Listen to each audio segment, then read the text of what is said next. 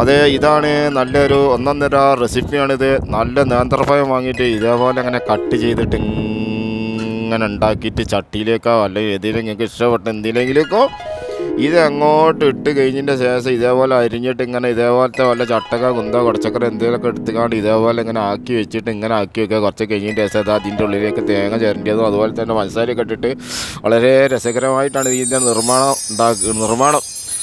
ഇതിൻ്റെ പ്രത്യേകത എന്ന് പറഞ്ഞു കഴിഞ്ഞാൽ ഇത് ഇത് നിർമ്മിക്കുന്ന ആൾ തന്നെ 2-3 മലയാള ചലച്ചിത്രത്തിൽ അഭിനയിച്ച ഒരു താരം കൂടിയാണ്. ഇദ്ദേഹം ഇപ്പോൾ ചിത്രങ്ങളിൽ അഭിനയിക്കുന്നില്ല, കാരണം ഇദ്ദേഹം ഇപ്പോൾ അല്ലയിലുള്ള ഒരു ജോലിയിലാണ്.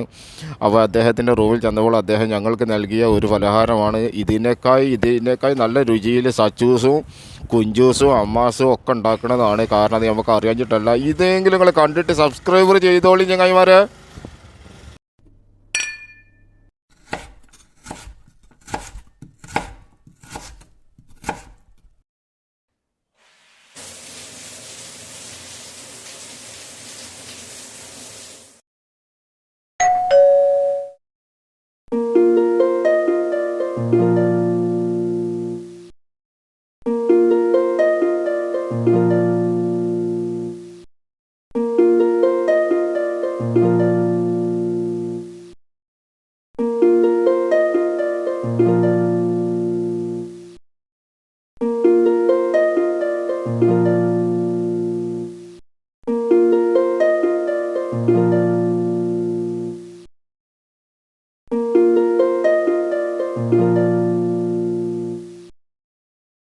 അങ്ങനെ സബ്സ്ക്രൈബ് ചെയ്ത് ആ ബെല്ലൈക്കണൊക്കെ അടിച്ച് പൊട്ടിച്ചാളിട്ടാ.